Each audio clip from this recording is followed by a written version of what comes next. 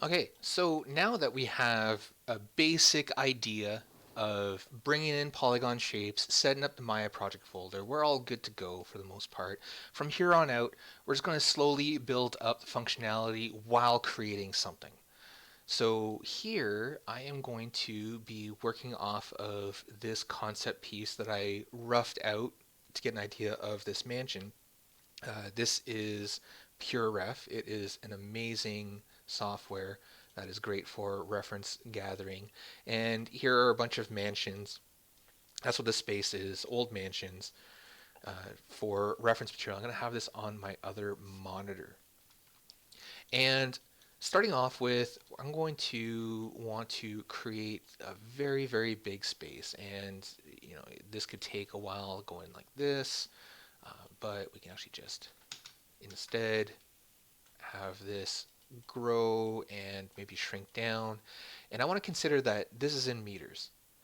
And one thing I like to do is, in this case, when I am working with a character or like an environment, sorry, I want to have uh, something that is the scale of a person because it's great to get a sense of how big to make doors or stairs or other elements when you have a person in there. And what I'm going to do, I'm going to hold down the D key, D as in David, and it's going to switch me to edit my pivot. And I'm going to hold down V, and this lets me snap to points. So I'm going to click on this little green arrow, and it's going to move my cursor to hover over one of these bottom vertices. As you can see, it snaps down, and this just lets me have my pivot down at the bottom. So if I grow this, it's going to grow scale upwards. And I can also hold down, I'm going to go to the move tool, hold down X, and this is going to let me snap to grid. So X lets me snap to grid.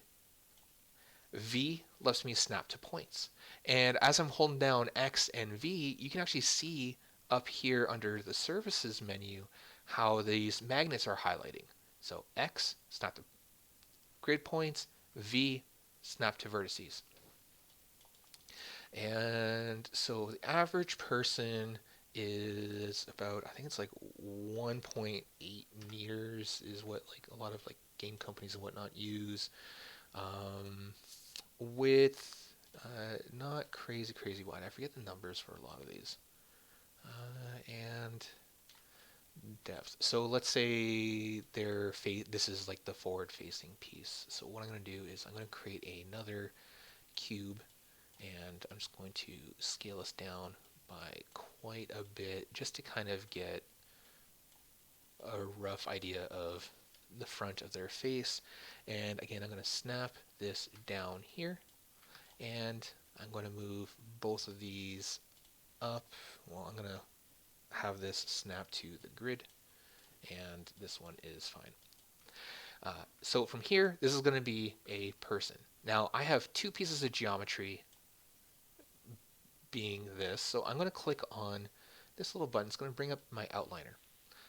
By default, the outliner is probably going to appear on this side. I like moving my outliner over on this side of the screen, but it's personal choice. You don't have to. And I am going to combine these into a group node, which is going to make it like a folder for organization. And I'm just going to call this average person. And that way I have this group node that is the average person that's about 1.8 centimeters tall. Sorry, not 1.8, 1.8 meters tall. So 180 centimeters. And now if I create a room, I can blow this up. I want to see through it, so I don't even need these walls right here. And I just go to face mode. I'm selecting these faces and hitting delete. Oop, didn't want to select that one, and delete. And we can see that we have, again, I'm going to bring the pivot down and snap this to the grid. So we have this pretty big room. It doesn't need to be this tall, so I can go to vertex mode and translate these down. And I'm going to start blocking things in. Now, these parts of the polygon, we can see they're gray while the inside is black. And that's because this is the front of the polygon and this is the back side of the polygon. So polygons do have a front and a back. And we don't need to really care about that right now. So I'm just going to go under lighting here and just turn on two-sided lighting so that we can kind of see both sides being the quote-unquote front. Really, this is still the back side. But we don't need to care about that right now. And I'm just going to start block modeling just by taking some of these big shapes and move them around. And all in all, I am just focusing on big blocky shapes. So there is a stairway over here, and what I'm going to do is I'm going to grab this face and I'm just going to drag it back, and I'm going to go back to object mode and scale this out to about, let's say, there. And not vertices.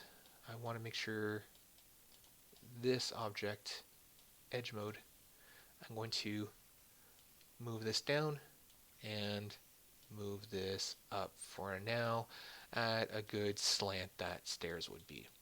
And normally we would want to make sure that we're looking at reference when we're doing this. But overall, it's just big shapes. And the reason why I'm a huge fan of big shapes is because it gives us a really good idea on the proportions of everything. So we can get a sense of like how big these stairs are, how big is this room. This is a pretty big foyer space compared to the person. And there's also another reason why I like having this scale in. I have these like really large archways that are, that's looking pretty all right. We could be a little more specific by switching to these vertices, holding down X and even dragging up and down, because technically there's also a grid in the different axes.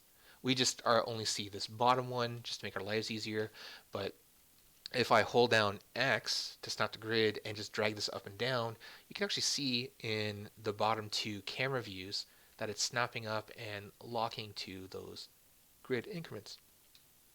So I'm tapping spacebar in order to switch between these views. You can actually hover the mouse on top of any of these squares, and it's the same thing as pressing this button right here.